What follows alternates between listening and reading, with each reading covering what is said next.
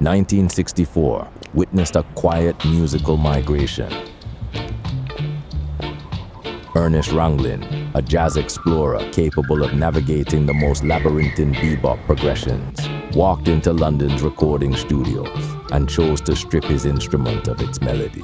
He invented a scratch, a staccato percussive exhale delivered strictly on the offbeat. They called it the skank. Near the end of the decade, the children of rock and roll had grown weary. The heavy, overdriven weight of the blues rock explosion had become a gilded cage. Guitarists were suffocating under their own distortion. Seeking escape, they looked across the cultural divide to the negative space of the skank. They didn't want more weight.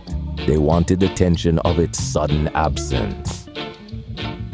But as the British avant-garde fell under the spell of the Jamaican rhythm, the culture that birthed it was on a collision course with the state. London's Notting Hill Carnival wasn't just a celebration, it was a pressure cooker. Over 150,000 Caribbean immigrants took to the streets, moving to a fluid communal pulse. But the state only understood rigid parameters.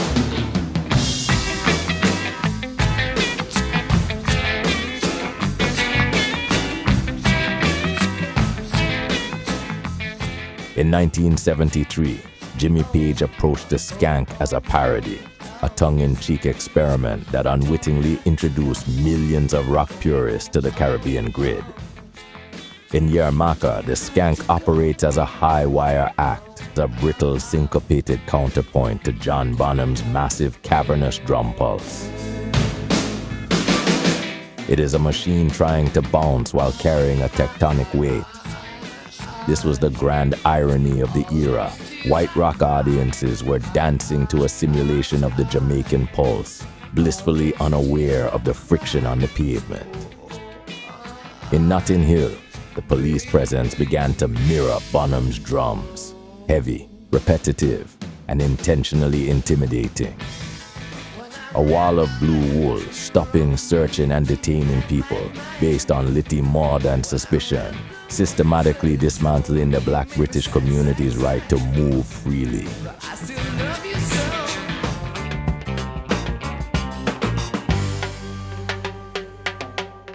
A year later, Eric Clapton stripped the rhythm of its street-level grit. His interpretation of "I Shot the Sheriff" was the clean version, a pristine air-conditioned translation. Clapton smoothed out the jagged edges of the skank, domesticating a Jamaican pulse for the global mainstream. He turned tension into currency, while Clapton's sanitized tribute topped the global charts. The real sheriffs of London were tightening the screws. The British establishment loved the music, but loathed the people who made it. On the streets of West London, the daily reality for the diaspora wasn't a smooth studio mix. It was a constant, abrasive stop and frisk, a culture being pushed into a corner by an unyielding authority.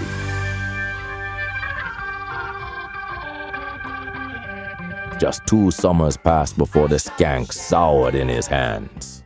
The National Front reached out, and he let them pull him under, bleeding his true, bitter colors on the Birmingham stage. Do we have any foreigners in the audience tonight? Where are you? Well, wherever you are, I think you should all just leave. Not just leave the hall, leave our country. I don't want you here in the room or in my country. And the time of your season was no use, had no reason. Inside the academic halls of progressive rock, Gentle Giant treated the skank as a mathematical puzzle. In Give It Back, the band strips the rhythm of its natural organic swing. Guitarist Gary Green transforms the skank into an uncompromisingly rigid, disorienting anomaly. It is mathematically precise and utterly syncopated, art imitating life, the sound of a rhythm being forced to march through an ideological labyrinth.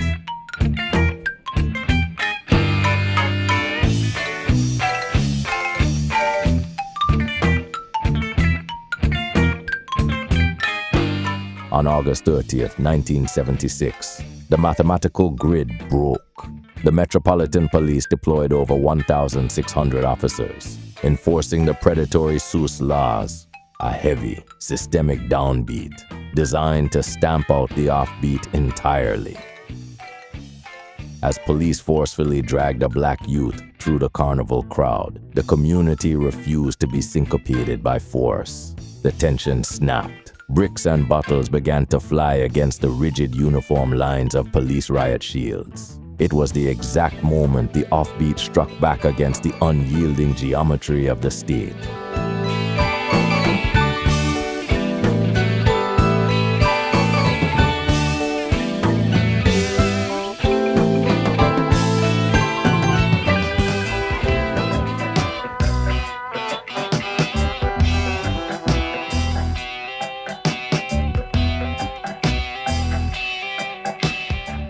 Nearby, and perhaps reflecting the jagged darkness the National Front was enveloping the country in, the Graaf Generator took the Skank by the throat and dragged it backward through reverb shadows into the absolute abyss. In the sprawling epic Murugly III, Peter Hamill and organist Hugh Banton execute a masterclass in genre subversion. They locked into an unyielding circular pattern, a dark, existential dub that feels less like a dance and more like a psychological trap. Here the Skank is an anchor of pure dread, holding the line while everything else dissolves into chaos.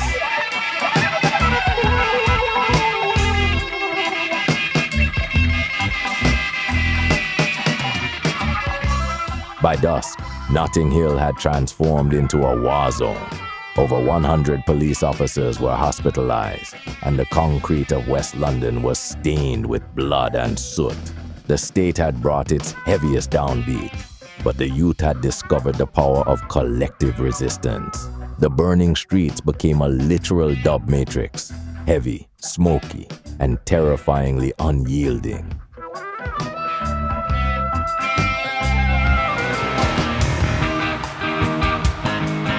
For the words of the prophets were written on the studio wall.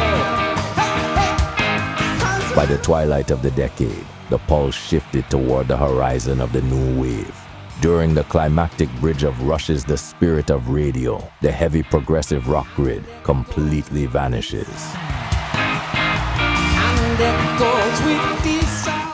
Alex Lifeson drops a textbook, razor-sharp Skank that is masterfully caught and propelled by Neil Peart's driving rock-reggae hybrid fill.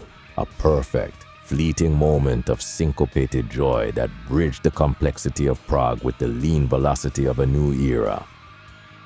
Back in Notting Hill, the riot of '76 hadn't killed the carnival, it codified it.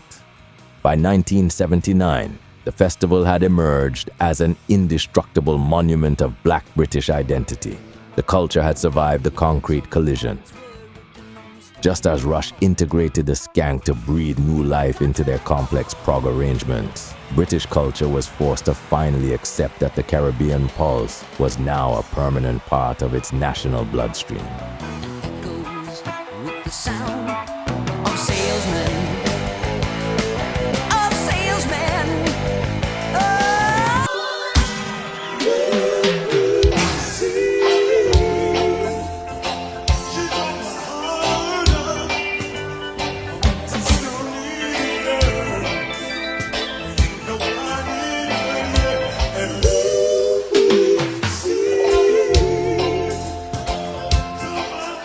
As the Skank completed its global invasion, Frank Zappa, a modern classical composer disguised as a rock cynic, treated it not as a groove, but as a sterile laboratory environment.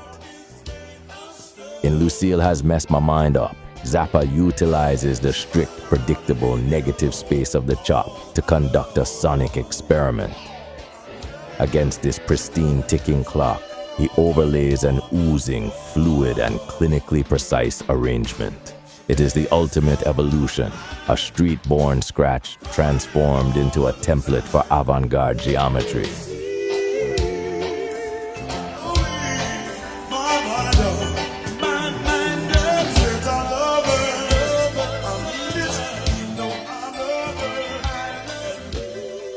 6 bands, 6 different ways to survive the weight of the rock monolith. They thought they were simply borrowing a rhythm from Jamaica, but in reality, they were learning the oldest secret of the pulse, the very same secret the youth of Notting Hill proved against the batons of the state. That you can try to police the downbeat all you want, but you can never crush a culture that knows how to live in the spaces where the authority cannot reach. When we read about Eric Clapton's Birmingham concert, we nearly puked. What's going on, Eric? You've got a touch of brain damage, mate. So you're going to stand up for us, and you think we're being colonialised by black people? Come on, own up. Half your music is black. You're rock music's biggest colonialist. You're a good musician, but where would you be without the blues and R&B? You've got to fight the racist poison, otherwise you degenerate into the sewer with the rats and all the money men that ripped off rock culture. Keep the faith. Black and white, unite and fight. We want to organise a rank and file movement against the racist poison in rock music. We urge support.